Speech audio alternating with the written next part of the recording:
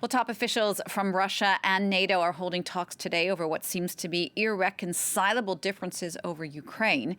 The meeting comes during a week of high-stakes diplomacy over the 100,000 Russian troops now sitting on the Ukrainian border. Russia's hoping the meeting will provide security guarantees that NATO will stay away from Ukraine. To talk a bit more about this with me, let's bring in France 24's international affairs commentator, Doug Herbert. Doug, first of all, how is Russia approaching this meeting today? Well, let's listen to the words of Putin's own spokesperson, Dmitry Peskov. He spoke to reporters in Moscow this morning ahead of these talks. And what did he say? He basically repeated what has been the standard Russian line coming into these talks, that NATO's eastward expansion, that is, it's taking on members that bring NATO and its allies closer to Russia's borders, plus its so-called open door policy of allowing aspiring new members the possibility of entering the alliance. Both of these positions in NATO and sort of approaches are a threat to Russia.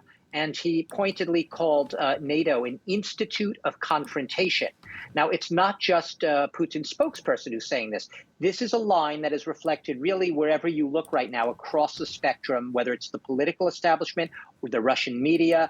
We have the Speaker of the Russian parliament. His name is Vyacheslav Volodin. And what he has said is basically that the U.S. is like, and the U.S. essentially is calling the shots in NATO, for better or for worse. It's the most dominant player, that the U.S. is like an elephant, as he put it, in a china shop. And it's swaggering around, essentially destroying the system of international security, very meticulously built since World War II. And he goes on to say that the NATO's actions, ironically, or I guess you could say the U.S.'s actions, because the U.S. dominates NATO, are paradoxically putting its European allies in NATO at risk. And why does he say that?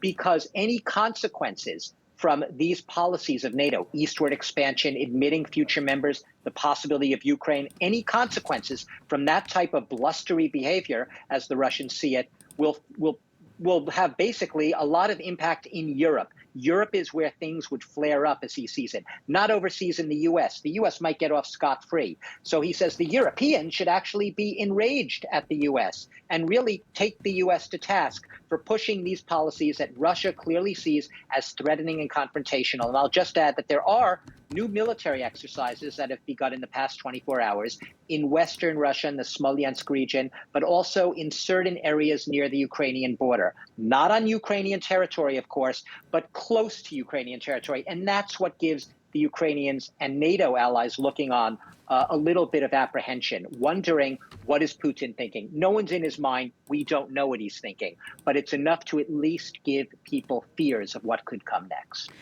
Doug, how do we see this playing out going forward? Could there be any meeting of the minds here?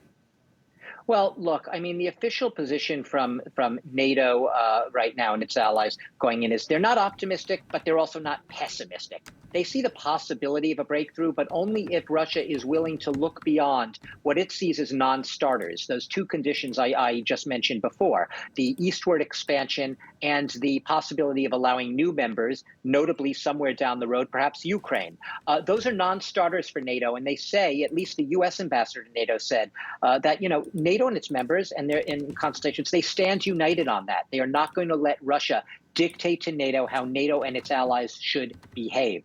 What they're hoping is that Russia will be able to or willing to negotiate beyond those red lines on issues like they could talk about the deployment of forces, future conventional forces in Europe, agree on military exercises that the two sides would alert each other when and if those happen, the deployment of weapons, nuclear weapons, especially in Europe. All of these are things that NATO says it is open and ready to discuss with Russia. It is not ready to let Russia give it an ultimatum as to how it should run its own shop, its own alliance, and its future behavior. So as you can see, you used the word irreconcilable in the beginning. It's a very apt word, Jeannie, right now, because a lot of this is much more less technical than political. And it seems that each side has its script well written in advance, and there's very little room for maneuver. Doug, thanks for that. France 24's Doug Herbert.